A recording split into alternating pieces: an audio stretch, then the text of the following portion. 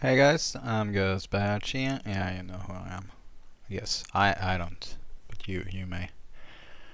Our next progress contract is going to be this Explore Kerbin, where they want us to rendezvous stuff, and we are also being offered these rescue contracts,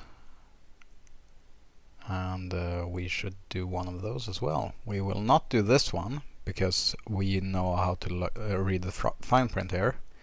Here, Sarah Kerman, she's stranded in low Kerbin orbit. However, Bob in here is stranded in orbit around Kerbin. Now that's going to entail some different orbital parameters. In fact, he may be all over the SOI. He may be coplanar with the Mun, he may not. He may actually see an encounter with the Mun at some point and just be flung out of anywhere. The amount of delta V we need to get him may actually be way higher than what we can muster easily. Instead, we know where Sarah Kerman is going to be. She's going to be in an about 80 kilometer orbit above Kerbin, above the surface of Kerbin, and she's going to be perfectly equatorial as well. Now that seems very easy to do. In fact, we'll just go ahead and do it. To get it done, we'll do some adjustments to our Mun sample return with Bob. You know, the one we used previously on that thing where we went to that round thing in the sky. So the changes we're going to make to this rocket are sort of threefold. First of all, we're going to remove all the experiments that we brought to the Mun that we know won't net us any more returns in low Kerbin orbit. We choose to, for now, keep the materials bay there because, well, we haven't gotten the high atmosphere science out of that one. Other than that, we also want to automate this sucker so we can bring it up unmanned and perform rendezvous operations with it without having the seat occupied by someone who we would then have to leave in orbit. I mean, that's one way to do these contracts, is to send it up manned and then just leave the poor pilot that you used to get up there in orbit and then bring him back later on, I don't know. But we won't do that. And finally we'll switch up the engine because, as we saw in the last, well, half episode, this new spark engine is the tits. We want that. We want that on our craft so it can give us more delta V. However, yeah, well, you'll see. I won't spoil anything. Like, it's a minute into the future, but we'll keep it a surprise, because I was as surprised as you are about to be. We head off, we do our thing, turn about, hold stability, hold our course, start our pitch over. We're going to be a bit conservative still because of the whole ComsNet situation we're in right now, as in no ComsNet situation. And just play this mostly by ear. We have plenty of margins in this craft. It was designed to go to the Mun, as you remember, but we slapped down some more stuff and it's not really capable of that anymore. Doing our gravity turn, seeing that we are inducing a lot of drag. What's up with that? We should be picking up so much speed right now and we're not. So obviously something isn't shielded. That's not good. That's not good at all. We should be moving at way higher velocities right now. But something about the construction of this is preventing things from being shielded, so we're seeing a lot of drag. And yeah, I'm not sure what's causing that. Okay, that's this just turned into an exciting episode. So, cutting out the engine, dropping that, and nothing exploded.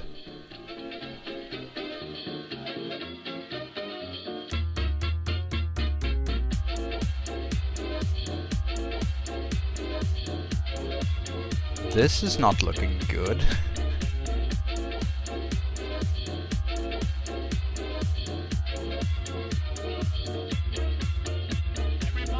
So our ROI on that mission is terrible.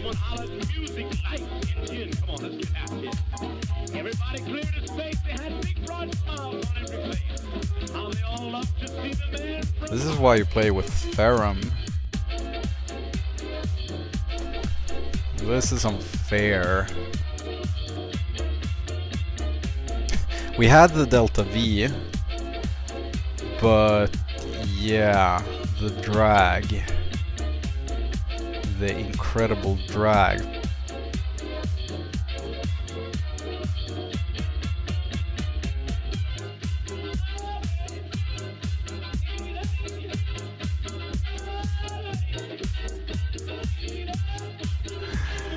Oh, what am I to do? What am I to do?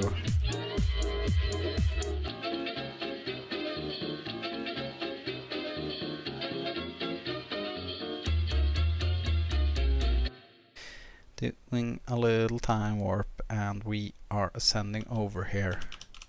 So instead we want to be descending slightly, and we do a kick like so, and a finalizing kick like so. And we are in an orbit.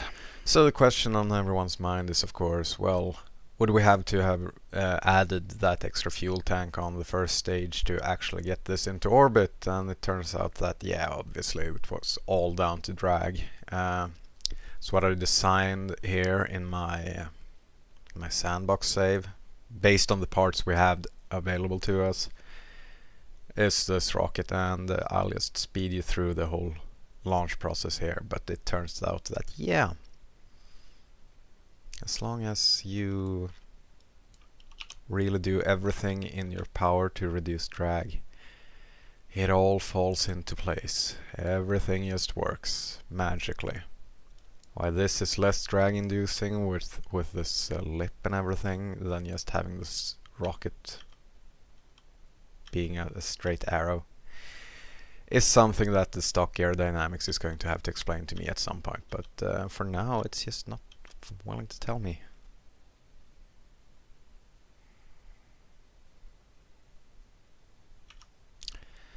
And yeah, that's pretty much how I expected the mission to have gone. We're up in orbit, and we can perform our rendezvous, and we have about 70 delta V, which is all we actually need. So yeah, totally possible to do this mission even without adding that extra fuel tank. But the drag killed all of that for us. Thank you, drag. We want our periapse to be in line with the orbit of the target to make it as osculating as possible. As you can see, these intersect nodes are moving closer and closer to one another until they become one. That means we're no longer intersecting the orbit. So we overdid that a bit. Now we have that, we can set up a maneuver node here. And we can sort of figure out when we're going to intercept with that, which is going to be somewhere on that orbit. So what we can do then is, instead of going for that non-intercept, we just adjust our speed to match as closely as possible. How close is that? We're seeing some differences here, but I assume those are inevitable.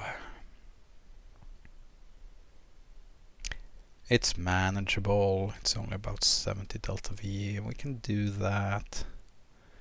So now we just aim there, we enter time warp, and then we warp the next maneuver. Otherwise we're just going to see a lot of bugs happen.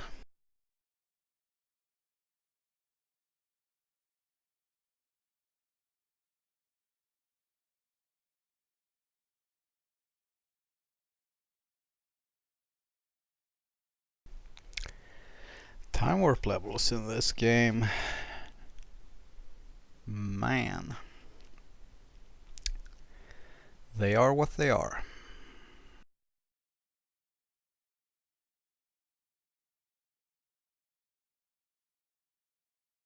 Good, good, good.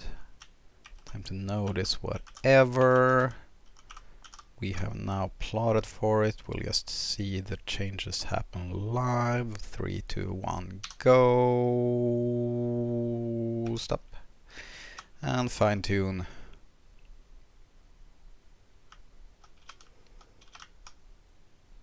Fine enough by me. Then we'll warp to there.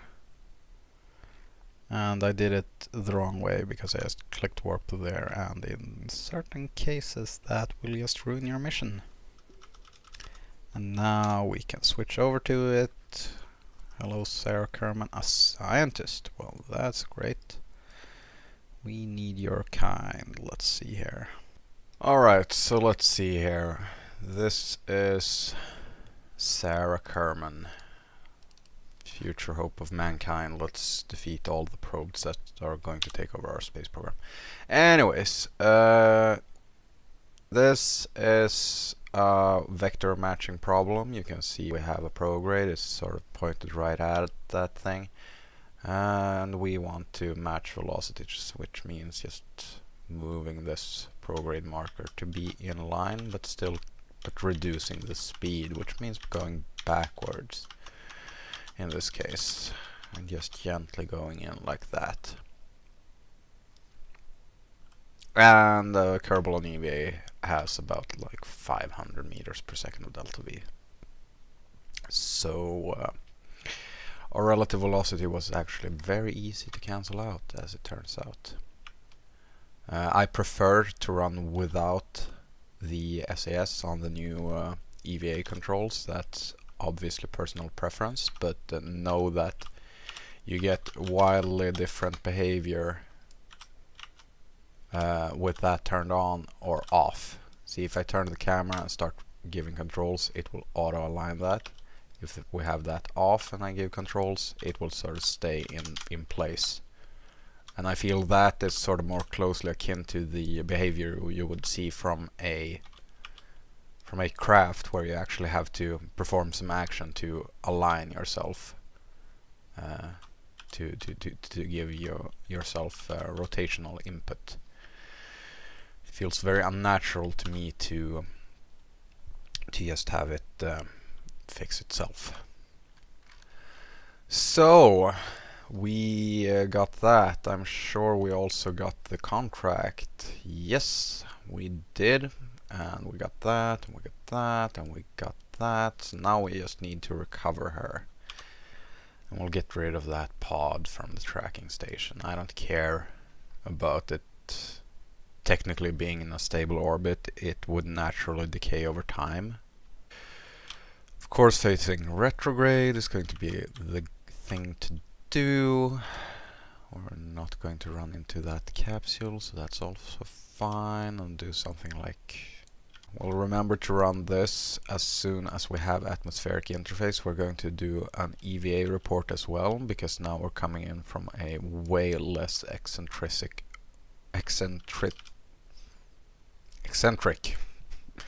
orbit. So we have a lot of time to dilly-dally about in high atmosphere over Kerbin. So we'll dilly-dally, get on that EVA report like so. Good, got that. Board, observe, keep, and then we can just... No, apparently we can't. EVA, take that data. Collect. Remove. Board. The pods here, they will in the future be able to collect the data, and I'm not sure which tech node actually unlocks that. Anyways, we're in the atmosphere. What are we doing? Well, obviously we're ditching this. Goodbye, we don't need you. And then we will turn to face our retrograde marker, like so. I think we will be statically stable even with this stupid hat on. So this rocket needs some work, we already knew that. Anyways, yeah, low carbon orbit re-entry, we can do that all day. guess if she survives. Yeah, no point for getting that right.